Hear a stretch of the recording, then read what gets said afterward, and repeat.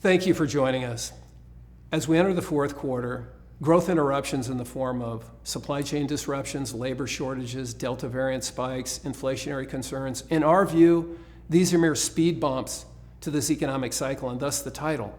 Speed bumps because in aggregate, these serve to slow the pace of economic activity. This isn't demand destruction, it's rather demand deferral. So demand that can't be satisfied this quarter or this year is going to be satisfied next year, thus extending this economic cycle.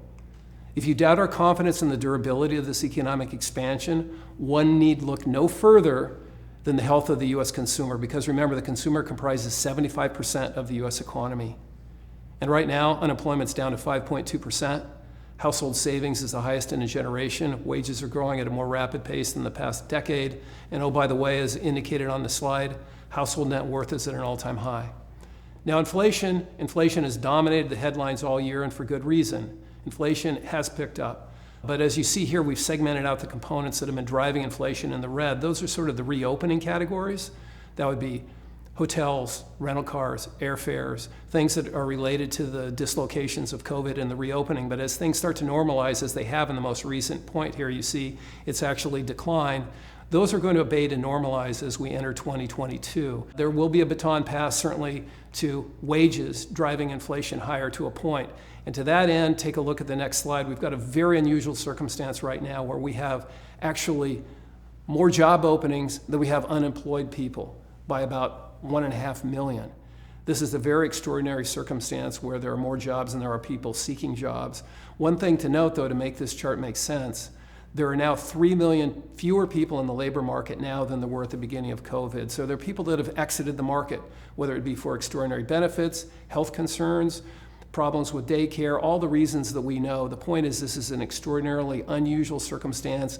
Things are starting to normalize. If you want to get some evidence as to how that will play out, take a look at what happened with states that ended the extraordinary benefits early. That's the blue line here versus the green line, that states that waited till the end of September. You see the labor participation rate picked up in those states when they ended the benefits. So again, it's going to take some time. It will probably take 6 months or so before the labor market normalizes. But when it does, you'll see the inflationary forces moderate. But inflation's not going away, it's going up, but not at the trend that we've seen over the past decade of 1.5%, maybe to 2.5% next year, but again, something very manageable.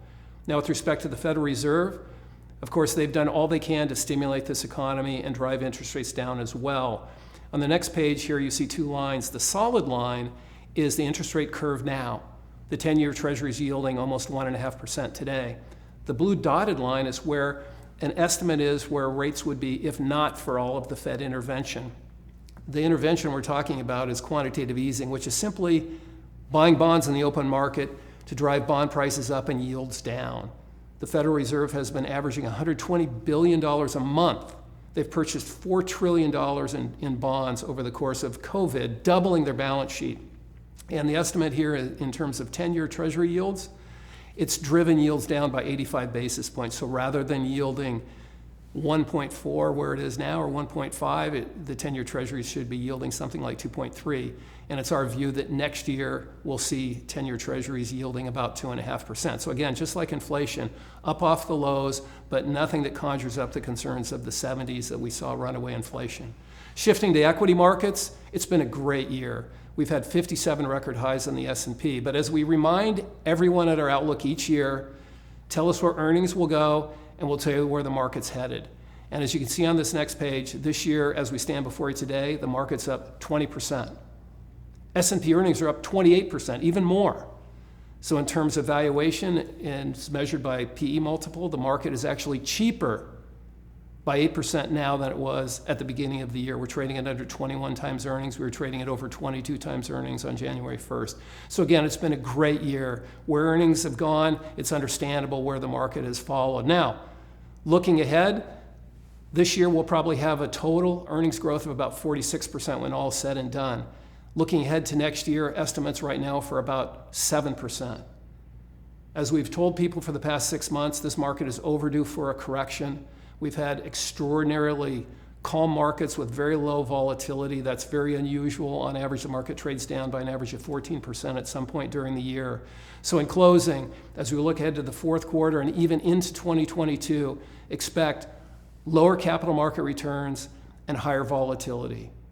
Thank you so much for your time and attention. Have a great holiday season. Be well, and we look forward to catching up with you in January.